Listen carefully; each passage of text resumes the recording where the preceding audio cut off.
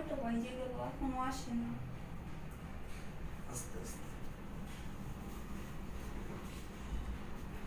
কি রে তোর স্যারের কি হয়েছে? এই কি হয়েছে তোমার? আগে আগে আগে সময় দেন ম্যাডাম, আগে সময় দেন, তবে বলতেছি। দেখি আস্তে আস্তে। সময় দেন।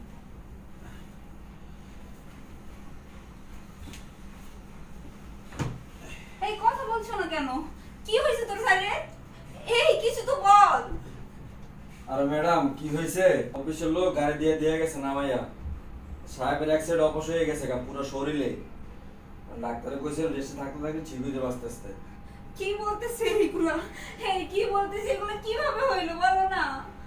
তুমি টেনশন নিও না, টেনশন নিও না। আচ্ছা তুই যা। কথা বলতে পারে। আচ্ছা আপনি থাকেন আর কিছু, আমি আসি বসে।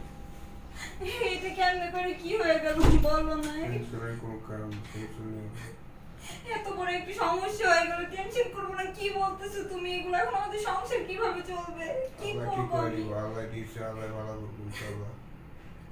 আমি কি করবো? কার কাছে যাবো? তুমি সব ঠিক হয়ে যাবে।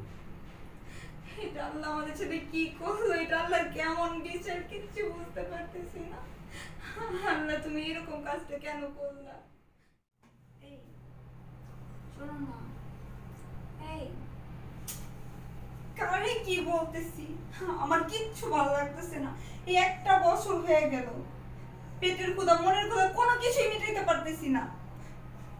বাপ মার কাছ থেকে যে কয়টা টাকা পয়সা আনছিলাম সবই তো শেষ হয়ে গেল। না আছে চাকরি, না আছে কোনো কিছু, সংসারে যা কিছু আছিল সবকিছু বেচা কিনে শেষ। এখন এখন কি করবো আমি কিচ্ছু বুঝতেছি না। বাবা মার কাছে আর টাকা পয়সা চাইতে পারতেছি না, তাই কত দিব? যা কিছু স্বর্ণ গয়না ছিল সবকিছু বিক্রি করা হয়ে গেছে। এখন নিজের খাবারের মতো কোনো কিছু নাই। একটা বছর হয়ে গেল, আমি আর পারতেছি না। কোনো সুখই হইতেছে না আমার ধারায়। না স্বামীর সুখ, না মনের সুখ, কোনো সুখই নেই আমার কাছে। আল্লাহ আমি এখন কি করব? আমার বইলা দাও, আমি আর পারতেছি না আল্লাহ, আমি আর পারতেছি না, আমার আর ভালো লাগতেছে না।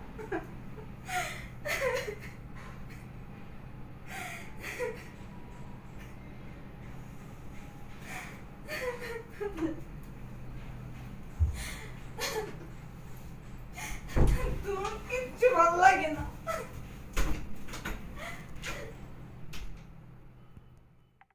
আল্লাহ আমি আর কি করবো আল্লাহ? আমি আর পারতেছি না। আমিও তো একটা মানুষ, আমারও তো চাহিদা আছে। না আমি আমার মনে শান্তি পাইতেছি, না আমি আমার পেটে শান্তি পাইতেছি। আমি কি করব? একটা বছর হয়ে গেল, আমি আর পারতেছি না আল্লাহ, আমি আর পারতেছি। কি রে তোর আবার কি হলো? তুই কিছু বলবি? না কি বলবো ম্যাডাম, একটা বছর ধরে তো চেষ্টা করতেছে, সাহেবের তো কোনো উন্নতি হইতেছে না। আমি আপনাদের কত সহজ শুনেছি। একটা জিনিস কি ম্যাডাম, মানে ভাগ্যের উপর কারো হাত থাকে না, কিন্তু আপনার কষ্ট দেখে আমার সহ্য হয় না। আপনার কষ্টটা আমার কাছে খুব খারাপ লাগে ম্যাডাম। এই যে আপনার চোখের পানি আমার আর সহ্য হয় না। এই একটা বছর ধরে আপনার চোখের পানি ফালাইতেছেন, আর কতক্ষণ? আপনি চাইলে আপনার সুখ দুঃখগুলো আপনি করতে পারেন। আপনার এখন বয়স করে গেছে, আপনার কত সুন্দর চেহারা, আপনার রূপ যৌবন আছে, আপনি তো এভাবে নষ্ট করে দিতে পারেন না ম্যাডাম। আচ্ছা শোন না, আমার ভালো লাগতেছে না। তুই যা যা কাজ কর, যা। আমার একটু একা থাকতে যা, আমার ভালো লাগতেছে না। আচ্ছা ম্যাডাম যাইতেছি। একটা কথা, যদি আপনার কোনো কিছু দরকার হয় আমার বললেন নির্দিতে, সমস্যা নেই। বুঝতে পারছেন? আপনার কষ্ট আমার সহ্য হয় না ম্যাডাম। আপনার চোখের পানি দেখলে আমার কলজাটা কাঁপতে ওঠে। আজ একটা বছর ধরে আপনি এই অবস্থা কষ্ট করতেছেন, আপনার এই কষ্ট আমার একটুও সহ্য হয় না। সাহেব মনে হয় সুস্থ হবো না, বুঝছেন?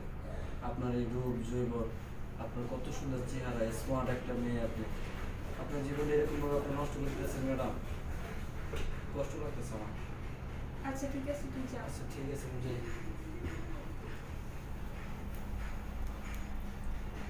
তোর কথাগুলো বলছি, কথাগুলো একদম খারাপ হয়ে গেল। আমার ওষুধটা নিয়ে আসা। এখন বিষ নিয়ে আমু প্রতিবন্ধী বাচ্চা আমার জীবনটা পুরো জ্বালায় তেরে তেরে করে ফেলাচ্ছিস তুই মরতে পারস না? তুই মরলে তো আমি একটু শান্তিতে থাকতে পারি না? তুই মরলে পরে আমি আরেকজনকে বিয়ে করতে পারি। মানে তুই ভালো হবে না, তুই আমার শান্তিতে বাঁচতে দিবি না, তুই মরবিও না। মানে চারিদিক থেকে আমার জ্বালাইতেছিস। তোর যে আমি পাইতেছিটা কি? তুই যে 1 বছর ধরে এই ঘরে পড়ে রইছস, তোর যে আমি কি পাইতাছি? তুই না আমার চাহিদা পূরণ করতে পারতেছিস, না আমার মনের আশা পূরণ করতে পারতেছিস, কোনো কিছুই পূরণ করতে পারতেছিস না। তোর দিয়ে কমো কি আমি? আমি যদি জানতাম যে তোর এরকম অবস্থা হইব, তাহলে আমি কোনোদিন তোর বিয়ে করতাম না। আর আমি কোনো কিছু করতেও পারতেছি না, আমি যে একটা বিয়ে করব ওইটাও পারতেছি না। তুই মরে যা, বুঝছস? তুই মরে গেলে আমি একটু শান্তি পাবো, আমার মুক্তি দে ভাই। আমি আর পারতেছি না, অনেক সহ্য করছি, আর ভালো লাগে না কোনো কিছু। ওর সাথে বিয়ে হয়ে আমার জীবনটা পুরো তেজপাত হয়ে গেছে, প্রতিবন্ধী বাচ্চা।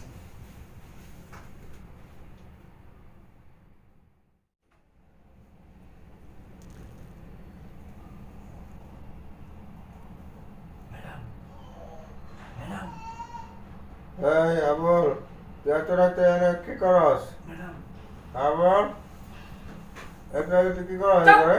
প্রতিবন্ধীর বাচ্চা এত রাতে ওই কি করে? তোরই কৈফিয়ত দেওয়া লাগবো? শোন, ওরা আমি ডাকছি, হয়ে আসছি। আর ওই শুধু আজকে না, প্রতি রাত্রেই আমার ঘরে আসে, ঠিক আছে? তুই যে হয়তো যাই নিয়ে গেছিস, তাহলে ভালো হয়েছে। ম্যাডাম চলেন না, আমার দোষ হয়েছে। আরে চুপ থাক, শোন, তুই থাম।